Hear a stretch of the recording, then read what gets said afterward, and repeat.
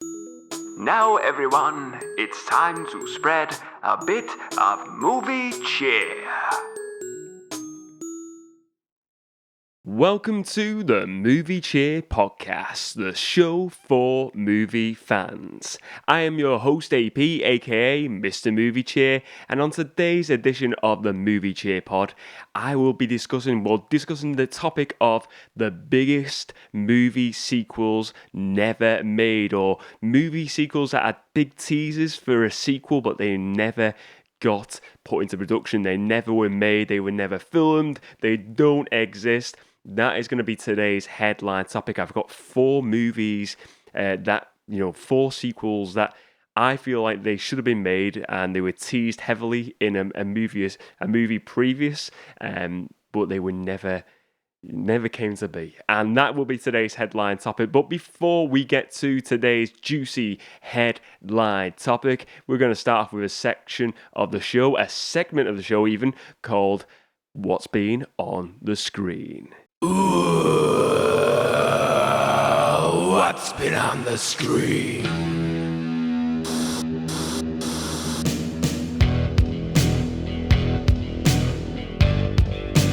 The screen. What's been on the screen? What's been on the screen? What have I been watching over this past week? Well, I'm going to start off with a movie, and the movie is Bullet Train, starring Brad Pitt, Aaron Taylor-Johnson, Bad Bunny in there, directed by David Leitch, who directed Deadpool 2. He was like the co-director for the first John Wick movie. He did Atomic Blonde, Hobbs and Shaw. Big director, for these action movies. And this is one I've been really wanting to watch for a while, this Bullet Train movie. It came out last year. It's an action comedy starring Brad Pitt. And I will say, I put in my notes to this. I watched this today, this movie. And I put in my notes of like every movie I've watched this year, 2023. I'm keeping notes now and just putting a little short description of what I thought of the movie. I give it like a 2 thumbs up out of 5. So that kind of like assesses where I am with it. I always think though, you can always go back and you can always change it. It could be a 5-star movie on a second watch. But I put in it saying exciting movie trailer, because I thought the trailer for the movie looked amazing. It looked super exciting, and like it looked like a 5-star movie. You know what I mean? It looked amazing. The trailer, and I think kudos to people who cut trailers. Sometimes they can cut it and make it look a lot better than it was. And that's not to say this movie was a bad movie, because I will get to that. But the trailer I thought the trailer really looked a lot better, and I suppose it's one of those things where they put a lot of the best moments of the movie in the trailer, and you got to the movie and it just wasn't quite what I was expecting, because I think I was so pumped from seeing that trailer. I was like really excited to see this movie. But yeah, watched it, and you're probably saying, well, why you were so excited? Why did you wait a whole like 6 months for it to watch it? Yeah, you're a hypocrite, Movie Cheer. Well, you know what? Yeah, maybe I am. But yeah, I watched it today, and I couldn't get into it. It was, well, first of all, I'd say it was a 30. Look, I kind of did like it, and I didn't like it. It was one of those where it was a decent movie, but I felt like it was a slow starter. So it was like felt like a good 30 minutes before it, for me, that it really started to kick in and started getting a bit more enjoyable. And the end just felt like it was a bit. It felt like it felt like for me, it was maybe like 20 minutes too long.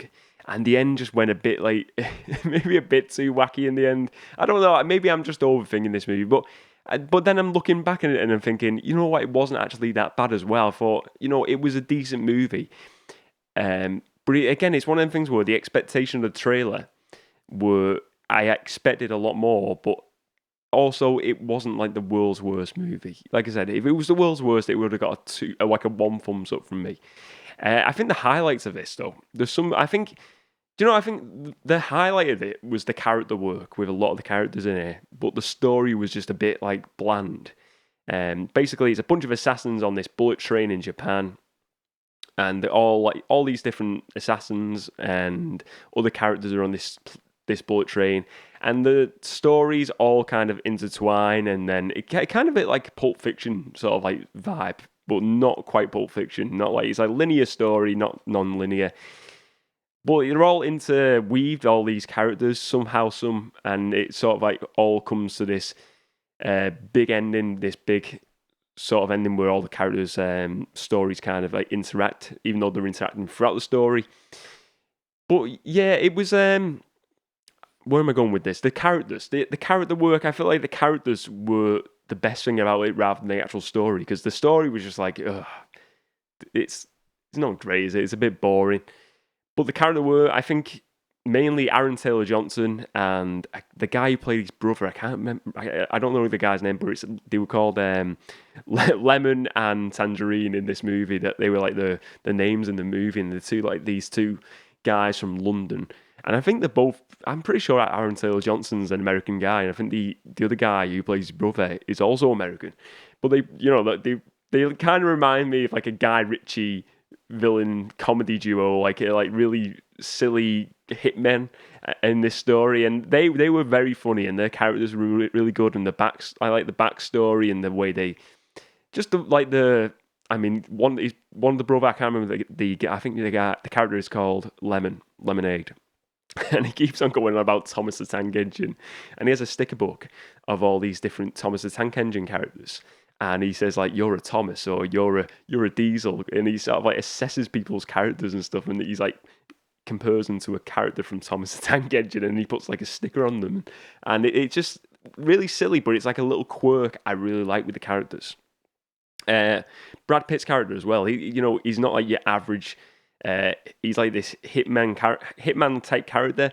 He's going on this train, but he's going on for this job. But he's kind of like searching for peace at the end of the day. He wants to get out of this work. Really, he wants to find peace, and he just doesn't want to be doing this anymore. And he's kind of, again, another very interesting character in this movie. You think like his character is going to be maybe like a John Wick type, maybe something like that, but it's not at all like that. And I think that's where the character work is really good here. And I think, like I said, them three characters particularly really stand out to me.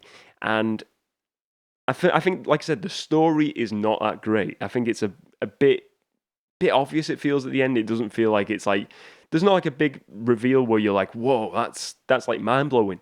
I didn't feel like we got that in this movie, but I felt like the characters really made up for that. And like I said, we had an exciting movie trailer. The movie was kind of like a mediocre movie, but watchable and enjoyable enough. There was some scenes in there where you're going like, yeah, that was pretty cool. Some good action scenes as well. Story lets it down a bit, but the character work in here, for me, brings it up a bit more. And it gives that bit of lift, and you think, you know what, there's some of there what I can enjoy because of the great characters in there as well. And the story was pretty bland. And I think you can get that sometimes in a movie. I always think it to a movie I don't really like is Good Will Hunting. I don't like that movie, but I think Robin Williams' character is great in that movie. I think his character is brilliant, but I just don't really like the movie. And I think you can definitely get movies like that. I'm sure there's more movies like that as well. But yeah, it's definitely, I think it's worth a watch. Maybe this is one where I've got to give it another watch, and maybe I'll enjoy it a bit more. But yeah, I think it's definitely got some good action scenes in there. It's a fast-paced action comedy. It's some people are going to really enjoy this, and like I said, maybe another viewing of this I'll enjoy a bit more. I wouldn't discount watching it though. Definitely worth a watch for sure. Let's get to now. Anyway, The Mandalorian, the latest episode of season 3, was released this past week. We're going to go into spoilers a bit with this episode, so if you've not watched it, maybe come back to a later point in this episode. Fast forward 5 or 6 minutes. So we drop into The Mandalorian now, episode 3, and we've got, it shows Mando, Grogu, and Bo-Katan after they fall into the waters of Mandalore, the caves of Mandalore and the mines, and they get the water. They come out, and they basically now it's like, let's go back to the clan of Mandalorians to give them this water so we can be declared as a Mandalorian again, like Din Djarin saying. And on the way out, there's like loads of enemy fighter ships, and they destroy Bo-Katan's home, and then they have to just go away. And we have some really great scenes. There's some great space fights there, proper Star Wars battles here with the ships. I really enjoyed that. Some really great scenes there. But then it must have been maybe 10 minutes in. The story then goes away from all that and goes to the guy who was the clone doctor guy from season one, the guy with the glasses. He's the scientist. And it goes to him, and he's kind of he's the guy who worked for Moff Gideon. He was trying to clone Grogu and all this. And it goes to him now, and he's kind of rehabilitated, and he's now going to be joining the New Republic under this sort of rehabilitation program. And he's working this mundane job, doing archiving. He's no longer a scientist. But one of the officers who was working on Moff Gideon's ship is also in this rehabilitation thing. And she sort of kind of gets him to, encourages him to take up doing his research again, his cloning research. And they go onto this, this old Empire ship, get all this science equipment. And it turns out she was playing him all along, and then she's a spy for the New Republic and spying on him, doing a double turn here. And it's a bit weird, and I didn't expect that, to be honest. I thought I didn't really see that coming. But then it shows in the end this clone doctor guy getting his brain wiped, and he was only meant to have a few memories wiped, but when the guy who's running the protocol to wipe his memories in this room, she ends up turning up this dial, and then he gets all his brain wiped. Oh, that's what it appears to be anyway. Maybe there's a bit of a twist and turn there. Maybe he won't lose all his memories, but maybe he's he keeps all his knowledge of the cloning procedures and stuff like that. But she is kind of just a blank slate where she can just manipulate him. Maybe that's where it's happening. And then at the end, it showed. Mando, Bo-Katan go to the rest of the Mandalorians, and now they are then declared Mandalorian again. And it was, it's I think it was 56 minutes or something, this episode. It was a fairly long episode compared to last week. Last week's episode I felt was really short. It was kind of a filler episode. This one, for me now, I feel like it's becoming more obvious now that they are telling the wider story of this Star Wars TV universe, big collaboration of other characters as well, of other TV shows. For instance, you've got the Ahsoka show coming, probably other TV shows that I'm not even thinking about, but there must be more crossovers coming. And they've said they've already written season 4 of The Mandalorian with all these crossovers in mind. So, with that being, you've got the sort of looming threat of Thrawn, Grand Admiral Thrawn in there as the big bad villain for the Star Wars TV universe.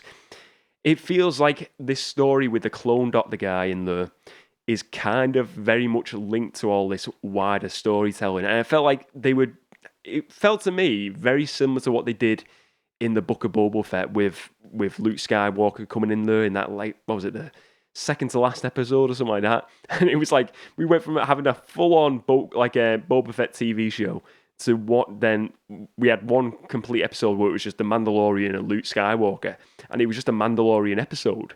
And that's where we're having them crossover episodes. And I feel like this is now one of these episodes very similar to that, where it is telling the wider story and kind of filling in the gaps for maybe the Ahsoka show or what else comes to be with this Star Wars TV universe. And I'll be honest with you, I understand why they do it, but also at the same time, I'm I just want to see a Mandalorian episode. I want to see the Mandalorian doing stuff, because I really enjoyed the start of this episode, but then the in-between, it's not that I didn't like it, but it wasn't the Mandalorian. It was just basically 20 minutes of the Mandalorian, 30 minutes of this clone doctor's story.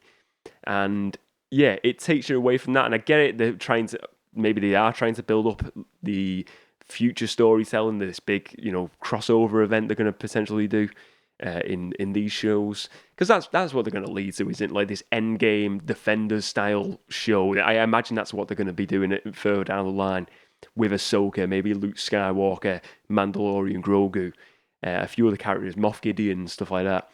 But yeah, it just kind of takes you away from what you want to see. And you're going in to watch Mandalorian and you don't get Mandalorian. It's kind of a bit of a disappointment personally when you're watching that.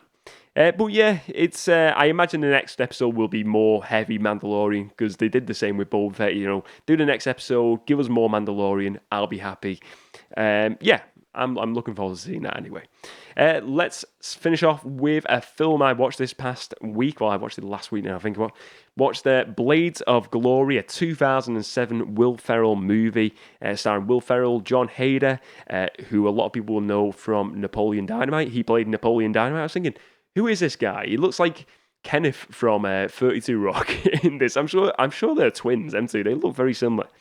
But this tells the story of two figure skaters, Will Ferrell's character and John Hader's character. And they're two arch rivals, and they're in the Olympics, and they're both going for gold, and they both win joint gold because they both get like equal scores, and then end up getting in a big fight with each other during the ceremony where they're getting the medals, and they both get disqualified and told they can never compete in singles figure skating ever again, these two blokes. And Will Ferrell's character is kind of like a bit more like a cowboy, like hard nut character, whereas John Hader's character is very posh, very well mannered. They're very polar opposite characters, but then they find out about this loophole where they can compete at like the next Olympics, but only as a doubles act, as like a duos. So they end up being like this couple figure ice skating duo, the first male and male figure skating duo, and they compete at the next Olympics. And to me, this movie is really fun. It's one I remember seeing the trailers years ago, and I've seen like the covers and stuff in like the DVD aisles and whatnot. And it didn't really whet my appetite. It's not something I really fancy watching. But again, I can tell you this: if you like Anchorman, if you like Napoleon Dynamite, any sort of comedies in that like maybe like 2010s, 2005 era, I think you'll really like this movie. It's a really fun film. I compare it to a lot like Kingpin. It's a sports comedy. It's a really funny movie. There's some great scenes, especially you got Will Arnett in there as well and Amy Poehler. The end scenes when it's like they're trying to get to the ice rink are some of the very funniest moments in this movie, especially with John Hader's character. He's like stuck in a toilet. And he has to like, I'll just say, he's got to swallow some dirty toilet roll on the floor to get a key, and it's a horrible scene, but it's really funny. And Will Ferrell is, as always, very, very funny in this movie. But yeah, Blades of Glory, very, very funny comedy. If you're looking for a good comedy to watch, I'd really encourage watching this one. It's well worth the watch. But that's what's been on the screen for me this past week. Let's now get to today's headline topic. The Movie Cheer Podcast presents the headline topic for the episode. Remember to spread a bit of headline topic.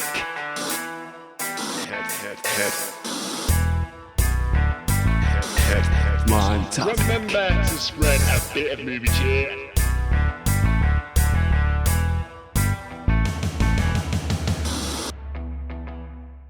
So today's headline topic: biggest movie sequels never made. Movies that had big teasers for a sequel, but they were never filmed. They were never put out to the world. And it's a shame because there's a lot of movies like that. And I'm sure today there's going to be tons, some obvious ones that I'm missing out. But I picked out 4 movies. And I'm going to talk about the movies and what I think maybe we could have got in a sequel, or what could have been really. This is like one of them what could have been episodes. So let's start off with the first movie I want to discuss. It is a 1987 movie. It's one of my favourite movies of all time, and it is Masters of the Universe. Masters of the Universe starring Dolph Lundgren, Frank Langella as Skeletor, and Dolph Lundgren as He-Man, Prince Adam. Big fan of that movie. Growing up, really enjoyed. Big fan of Star Wars, and this was kind of like, for me, another Star Wars property. It was just another. I think for me as well, I still to this day, I get a lot of stuff mixed up in my head from Masters of the Universe and Star Wars. I'm like, I remember that happened in Star Wars, and that's from Masters of the Universe. I get them confused a bit sometimes, and I think it's just because I probably just watched them both a lot as a kid. But yeah, I love that movie. I think I think a lot of people now, refer to it as a cult classic, and quite rightly, it is definitely. I think it's a cult classic movie. I think it's got a lot of fans for that movie, and it's a shame we never got a sequel because there was such a big tease. And I'll tell you the story. Well, it's a short story. I never knew there was a post-credit scene, and this is in the 1980s, where post-credit scenes weren't really a thing, were they? Post-credit scenes, I think a lot of us, we all think of post-credit scenes, we think they really started big time with the Marvel movies. Everyone started hearing about these post-credit scenes in like the Iron Man movie, and you're like, and the Incredible Hulk, and you're like, what's this? And then you realize, oh wow, there's this extra bit of film here, which is like a big teaser for something else. And Masters of the Universe did that way earlier in 1987. So I didn't know for years. I had it on VHS, Masters of the Universe, watched it for years. And you know what? You're living in the internet era where there was it's like no sorry, the pre-internet era when I was watching on VHS as a kid. Never knew there was a post-credit scene, and I bet you there was a lot of people in the same boat. But years later, even have it on DVD for years, I never knew. And I remember someone mentioned to me, I don't know if I've told this story before, but someone just mentioned to me, because I said I was a fan of the movie, and someone said, "Oh, what do you think of the post-credit scene?" I'm like, what you're on about? I have no idea what you're on about. And they were like, yeah, there's a post-credit scene where He-Man with Skeletor. And I'm like, what? Get out of town. You're having a laugh. And it turns out that person was correct, and they weren't having a laugh, and there was a post-credit scene. So in the post-credit scene, prior to it, basically Skeletor is thrown into this pit, and you think he's kind of like, he's dead, he's done for, gone, never to be seen again. We see in a post-credit scene, very short scene, about 5 or 6 seconds long, this like pool of water, like red water, and then up pops up Frank Langella's Skeletor, and he's looking into the camera, breaking the fourth wall, looking at the audience, and he says, "I'll be back." such a cheesy line. I mean, I'll be back. I mean, was he an Arnie fan? I don't know. I'll be back. So he says that line, and I mean, first of all, I'm thinking in my head, who's right? Was it the filmmakers? Did they do that? Did they do that purposely, thinking it was a gag at the time, or did they do it thinking, you know what, there will be a second movie? And who knows? I would love to know what the bottom line was with that. Like, was it just a gag at the end? I think it's more comedy because the way he's breaking the fourth wall, and it's so cheesy. And he says, "I'll be back." For me, it seems like more of a joke rather than they knew there was going to be a sequel, and then a sequel got cancelled or something. But there was that tease, and for me, in saying that, I think I would have loved to have seen a Masters of the Universe 2, and just having that tease there just makes you think, there was something there for a sequel, and I would have loved to have seen a sequel that was not set on Earth, and it was more in like Eternia, and more of a different type of movie, more of like a Star Wars movie, like weird planets and stuff like that. That would have been good to see. I even think now, the way they've done like the likes of that Cobra Kai spin-off, if you had a TV show, because you look at this, the majority of that main cast is still alive. Frank Langella, Dolph Lundgren, they're all still alive. You could still, to this day, do a Masters of the Universe live-action sequel, whether it be a TV show or like a film, either or. I think, imagine it like an aged He-Man versus Skeletor. Skeletor returns or something like that, and then maybe there's a bigger villain or something like that. I don't know, but I would love to, even to this day, I think I would be excited to see that. It probably would be bad, but I'd love to see it. I really would. But yeah, that was a big tease. We never got a movie for that. And for me, that is a big movie for me personally. Maybe not for everyone, but for me personally. Let's go to choice number 2 anyway. The Dark Knight Rises. 2012 now, that was released. Thoughts on this movie? Look, it didn't live up to The Dark Knight for me. The Dark Knight was perfect. It was a once-in-a-lifetime movie. Such a great experience watching it at the cinema. Dark Knight Rises, we wait a few years to see it, and then comes out, and it just didn't quite have that same aura of that second movie. But I think it's a shame because it probably is a decent movie on the rewatch, and I've watched it a few times since. I just don't enjoy it as much. I think it is a shame. It's like I think like Batman Begins was a better movie as well for me. Maybe it's one of them. It falls short because the second one was so good, and that's probably it. Probably isn't that bad of a Batman movie, but it just falls short because that second movie was incredible. But what did we get here? We got a tease for something else. We got a tease for could be a few things really. So in the ending moments of this movie, we have Joseph Gordon-Levitt's character, who plays this cop in Gotham City, and he plays this cop character called John Blake. And in the closing moments of the movie, you think Batman's gone, and then we see it turns out he's not dead. He escaped, but he leaves a package to John Blake, this character John Blake, played by Joseph Gordon-Levitt, who is helping Bruce Wayne, Batman, throughout this movie. He's one of the good guys. He's helping Gordon as well throughout this story. And in the closing moments, he gets his package, and it's sort of like it must be like coordinates or something to the Batcave. So you see him like swinging into the Batcave on this harness, and he's lighting a torch up. He's looking up. He's seeing bats. He's seeing water fountains. And it's like kind of like the Batcave from the first movie, not like the high-tech one underground in a crate in the second movie. It's going like the original Batcave. And then we see in the very closing moments in the movie, it's like an aerial shot, and it's like it lifts up, and he's being lifted up on like this lift, and you think, oh wow, what is next? And for me, that was a big tease for a lot of people as well. Are we going to see a Dark Knight 4? And is Joseph Gordon-Levitt going to be the new Batman? I think that's what a lot of it. And I forgot to even mention as well, before that, when he's getting the package, he has to sign for it in his legal name. And it turns out his legal name is not John Blake, it's Robin John Blake. So a bit of a nod to Batman and Robin, the Batman comics. And it was a nice touch, but we never got to see it. I think maybe it could have been a case where it would have been a Nightwing movie, or him playing some sort of version of Robin. Or he could have played, like I said, he could have played Batman and just been another Batman movie.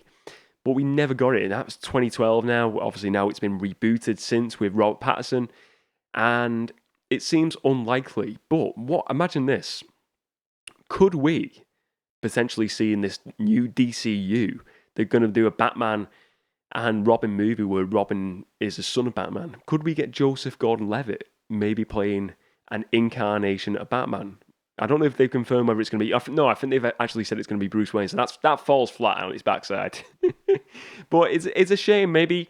I always think never say never with these movies, because it could always happen with like multiverse ideas, where we see a Nightwing or his incarnation of Batman at some point. But it was such a big tease, and that was one of the moments in the movie where I thought, that was really a cool moment. I like that, where it was like a tease for something more. We never got to see it. And I think Joseph Gordon-Levitt would have been great to see... I think as a Nightwing character, I think it was like the character after Robin becomes Nightwing. That sort of character would have been good to see, and maybe having a new director in there, like maybe like someone like the guy who directed John Wick, David Leitch, someone like that. That could have been a really good movie to see. But it was never to be, and we never got to see that. And that could have been a really big movie. Imagine the money that movie would have pulled in. I think it would have been, essentially, if they did it as Batman 4, it would have been big numbers. Maybe a Nightwing, maybe not as much, but yeah, it would have been exciting for a lot of DC fans and a lot of fans of the Dark Knight trilogy. Next up, I'm going to go to a movie in 2018. And we are going to the movie Solo, a Star Wars movie, the Star Wars Solo movie. Alden Ehrenreich, is that how you pronounce his name? Playing Han Solo. And it's kind of like a bit of an origin story for Han and Chewie. And look, I enjoyed the movie. I thought it was a really decent movie. I actually think, for me, it's one of my favourite Star Wars movies. It's up there, really up there in like the maybe top 3, top 4 of Star Wars movies. I think it's a solid film. Really is. Like, I think that and Rogue One, it's a shame because I think Rogue One is thought of really highly. Solo, not quite so much. And I remember when I watched that, and I spoke to a few people afterwards, and they were like, oh, it's not good. I was thinking, I really enjoyed it. I'll be honest, I really enjoyed that film. But what did we get in this movie where it was a big... Why is this movie one of the biggest movies with a sequel never made? to me, we had a big tease at the end of the movie with the return of Darth Maul.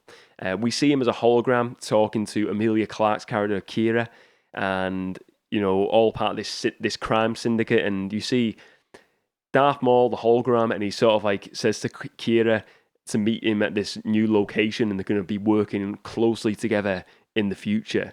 And we see Ray Park return as the live-action form of Darth Maul, and I think it's the guy from the actual animated show this time round who voices the Darth Maul characters to keep that continuity with the Clone Wars and all them TV shows, Rebels and all that.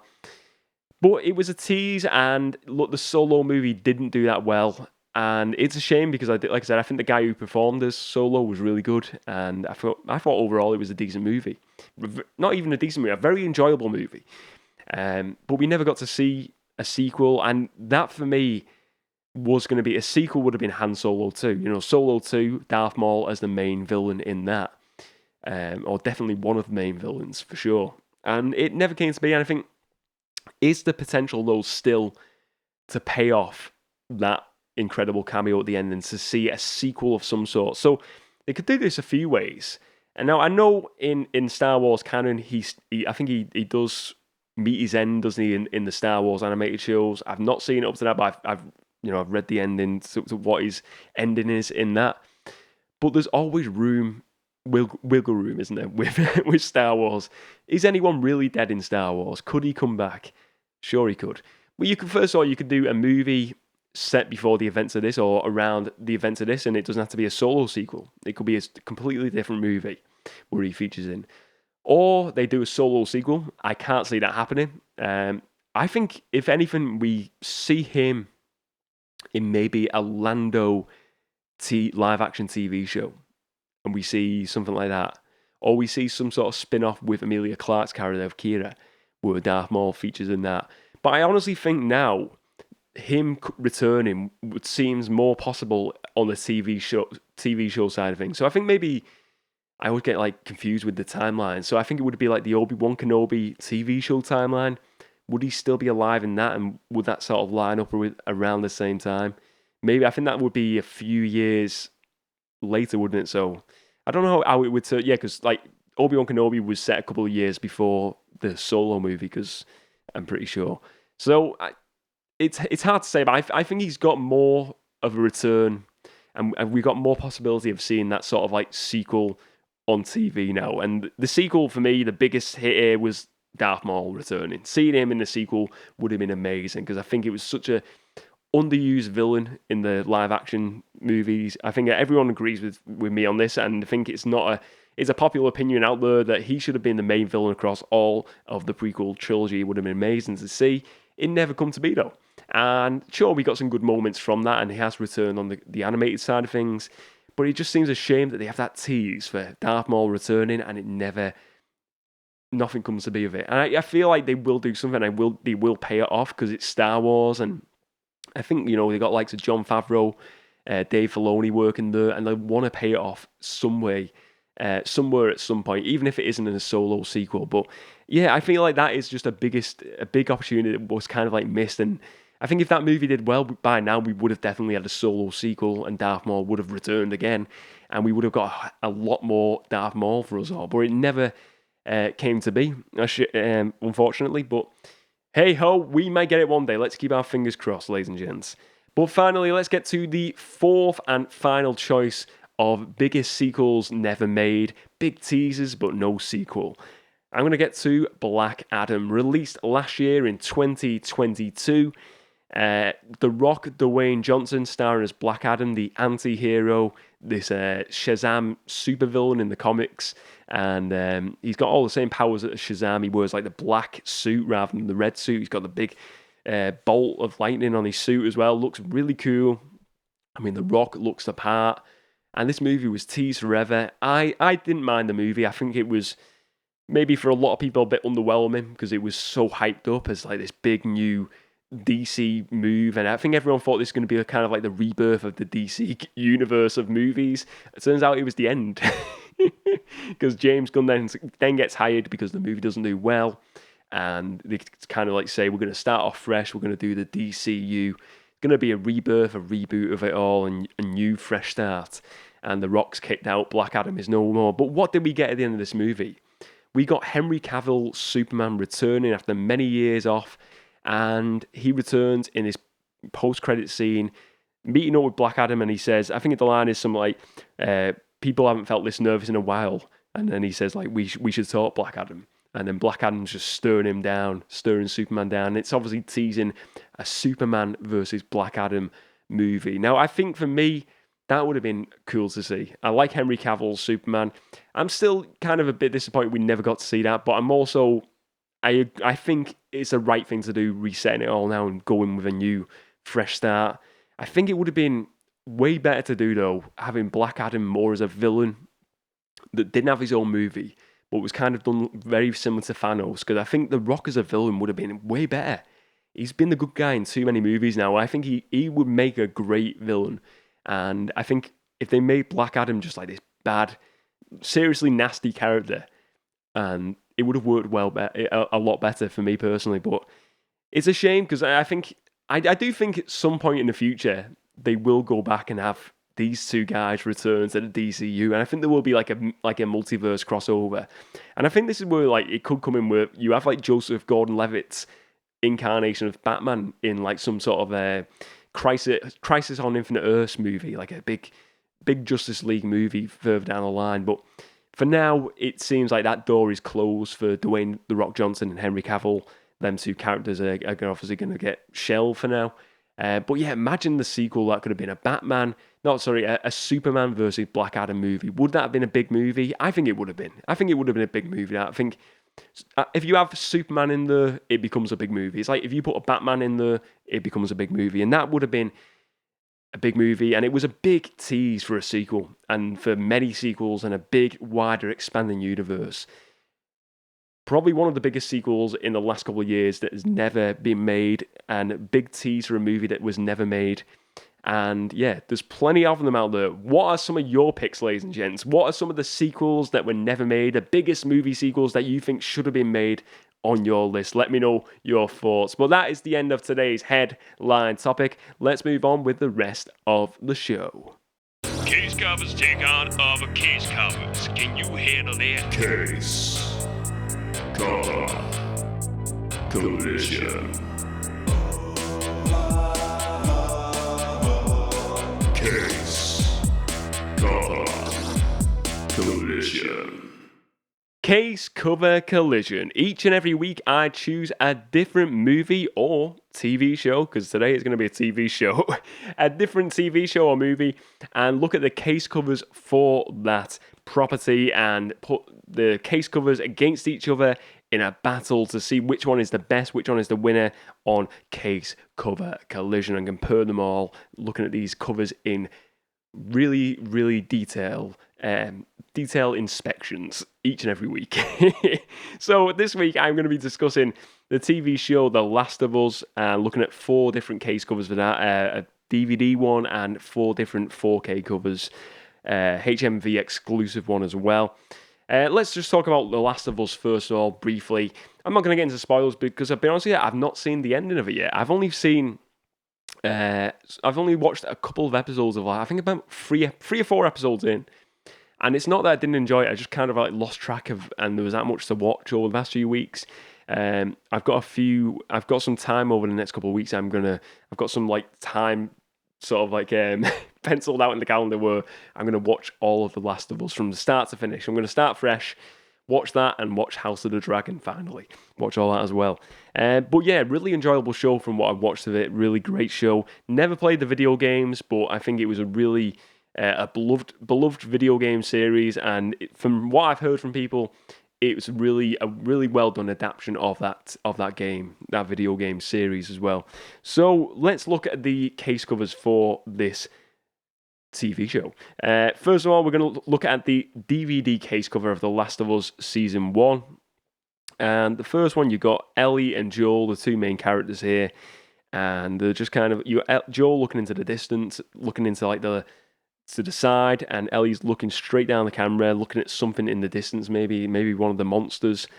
And then you've got it's very much like a black fade from the left to the right, and then in the distance of the right, you can see like all the sort of like the monster sort of weeds on the floor, on the walls. I don't know what you call it, like the sort of like the plantation of the monsters and stuff like that. All like the creepy stuff on the walls. And it looks really, it looks like, looking at this, it looks like horror, sort of like a movie or TV show. And it's, I think it's very fitting for what this TV show is. Then underneath the character of Ellie, you've got in white, bold, big text, The Last of Us. And really, really bold text that really stands out here. You know where it is. And I think a lot of people who, I think this is great for fans of the video games. They see this, and I think straight away, I'm pretty sure this is the same cover as the video game. I may be wrong. I'm pretty sure this is the same cover, and they've kind of just done a shot for shot. I may be wrong here, but this is a really good cover. I like it. It's simple, but I think it works for this. It just indicates that it's something creepy going on in this TV show if you don't know anything about it. And I like the good use of colours here. Very dark, but it matches the tone of the TV show. It looks the colours they've used. It's not bright. It's a very dark, gritty show, this, and I think it works really well. The colours, the greens in there, I like it. Next up, we're going to go to the 4K, the standard 4K of Last of Us Season 1. And this is a very different cover. So we got the city landscape here. I don't know what city this is, I'll be honest. I'd have to rewatch the show again, and probably very obvious to me which city it is, but not at this moment in time. But you're looking here, and Ellie's like walking forward, and Joel is behind her. They're both looking backwards, and you see like a big long shot of the city landscape, all this decayed city. It reminds me of Planet of the Apes, the TV show, where the cities are all just decayed, and it's there's all like greenery, all like going up the buildings, loads of buildings destroyed and like half standing and stuff like that. It just looks like a world that was just destroyed, and this is obviously a decayed world that is now, for 20, 30 years on, has been ruled by these monsters, and it's just been destroyed. I like this cover though. I think it's a great cover. It really, again, it just shows that you look at this cover and you think, it looks creepy, it looks like a horror type show, but also it looks like they're living in this sort of like post-apocalyptic world, which it is. And then you think, you kind of get the feel of what you're going to get here. It's like these survivors in this world. How did they survive? The Last of Us. And it's the same text, again, a bit small this time, in the distance, and it's behind the characters this time, whereas it was at front last time. But I gotta be honest, I think this cover works a bit better. I think the lighter colours in there, and just seeing a bit more of the world around it, and seeing that more world that has been broken, adds a bit more punch to this cover. And I really like this cover. And you can just see the setting of this world here really adds a bit more power for me as someone who'd want to buy this over the DVD. So far, I'm going to go with a 4K standard as my favourite cover so far, but we still got two more to look at. Let's have a look now next at the Last of Us Season 1 4K Steelbook. This is very different again, and I love this when creators of artwork for case covers really go in different directions for each and every one. This one is very different. It's a black cover where you've got one of these monsters, the monsters of the show. I think they're called Twitches, I believe. I hope they are. I should have done my notes. I didn't do my notes. But these, well, let's say they're called Twitches. And we've got this similar text behind, but it's all like on one line this time. The Last of Us at the top of the screen. Black background, but then you've got this squished monster and all like of its brains and stuff all around the rest of the screen, the cover. And this is great. And I think this is a scene in the actual show early on when they look, I think they're going down like a tunnel or something, and they see one of them just splattered everywhere. And it's dead. But that's just like a tease for the monsters to come, and you're just like, wow, that looks horrifying. And I'm surprised they've actually got away with it, because it looks quite scary. I imagine like this is not going to be a cover that kids are going to be wanting to look at, because it's very, not the nicest cover in the world. But again, it tells you what you're going to get here. It's a horror type show, a science fiction horror type show, creepy show, monsters. I like it, but for me, it doesn't tell you what you're going to get from the human characters here, and it doesn't tell you it's going to be a survival type show. It just tells you there's going to be a big monster in it. So for me, I do like the contrast. I like the black, and I like the monster. I think the look is great. but the standard 4K wins through so far. I think the standard 4K beats the Steelbook. I think it's a much better cover, and you're seeing the survivalist, and you're seeing, you got two people surviving in this world that has been destroyed 10 times over by these monsters. So let's go now to the final case cover on case cover collision today, and we go to The Last of Us HMV exclusive 4K of Season 1 of The Last of Us. And again, we've got a different look now. We get The Last of Us. It's down at one of these decayed streets in the city. In the distance, we see very small at the top of the screen, Joel and Ellie walking in the distance and walking in this city. So you don't really get a close-up shot. You can't really see Pedro Pascal here, and I forget the female actress. What was the female? I can't remember. The girl from what was she in? Game of Thrones. She was. God, I can't even think of her name now. But anyway, we see them in the distance, and underneath we see it's kind of like The Last of Us, sort of like painted onto the path. So it's kind of like on an angle this time, and it's really good because it kind of looks. It adds that like 3D look to this cover, and kind of I like the look of it. Again, you've got like the weaves of the monsters, like the plants, like the underneath, all like the roots of the monsters going up and following them. It's like something's lurking, following Ellie and Joel on this story, and you got this decayed city again. Very dark colours here, like black. It looks like a very black and white colours, but then you get the weed colours, the roots in like this brown colour, and a bit of greenery in the top, but not very much. Very black and white cover, very minimal colour-wise here. Now, I do like this cover. I think for me, this is one where it is a very comparable one to the second one, the 4K standard. It shows that, there's two survivors in this world that has been ruined by, what's this monster, this virus, this thing in this world. Is it the best cover, though? Is it better than the 4K standard? Well, I'm going to say, for me, the HMV exclusive is good, but the standard 4K is the best one for me. So today's winner of Case Cover Collision is The Last of Us Season 1 Standard 4K. I think it's great. I think you get a good look at Pedro Pascal and Ellie and Joel, the two main characters here. It's just seeing that decayed world. You're seeing two survivalists in this world, and you're thinking, what's going on in this world? What has happened to this world? What are these two people doing? What is their quest? It makes it interesting to me. I like the look of it, and for me, it is the winner of this week's edition of Case Cover Collision. Now, let's move on to the Amazon Top 10. The Amazon Top 10 is approaching. Prepare yourself. 10, 9, 8, 7, 6, 5, 4, 3, 2, 1.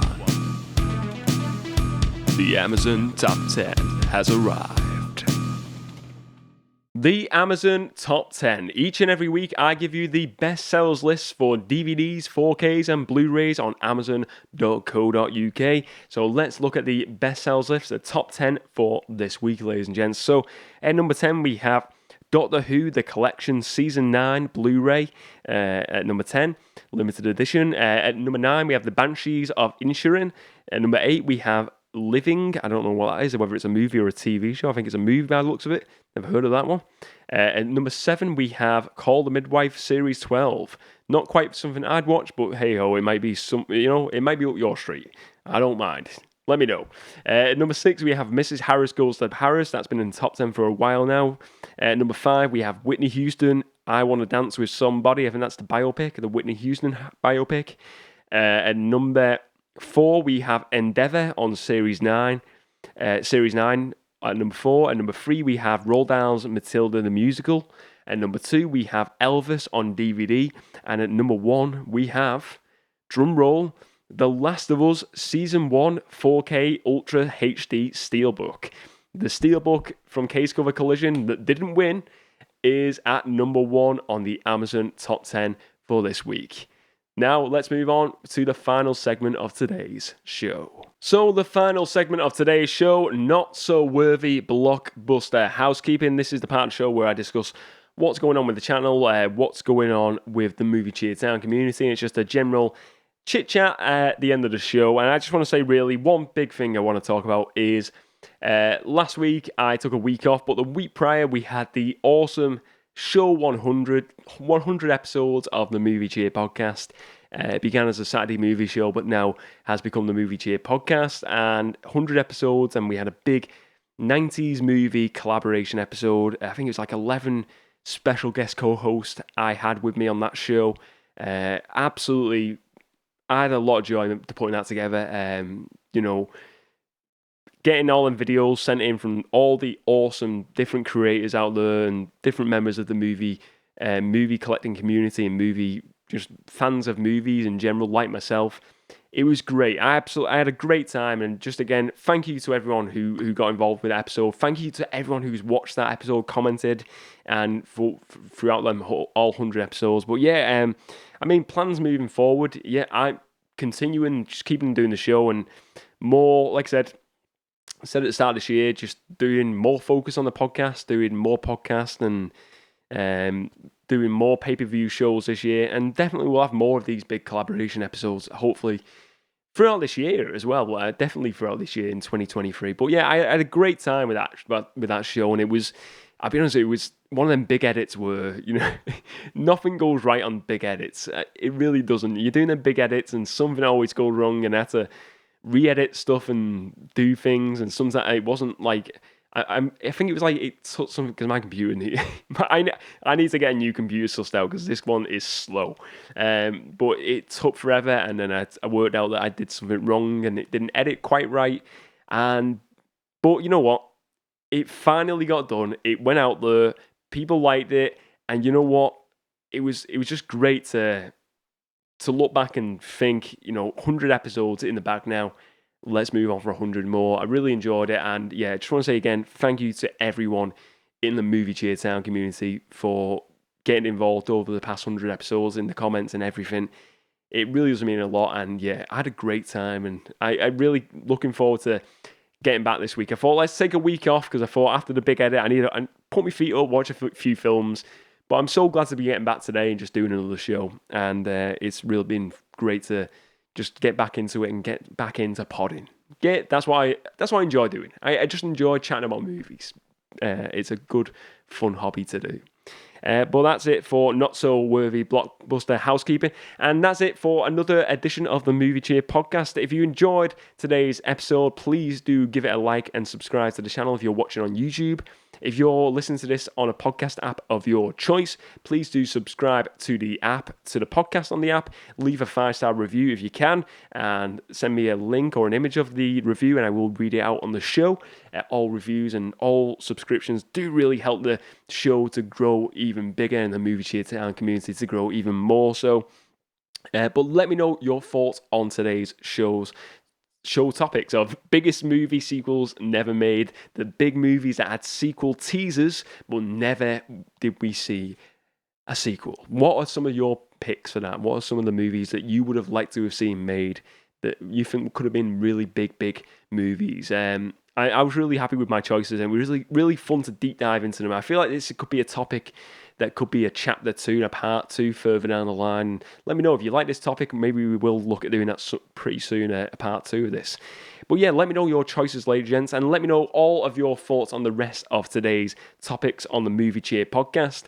Another great episode, 101 done.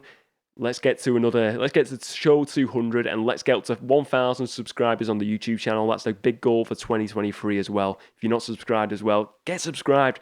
And I do appreciate the support as always.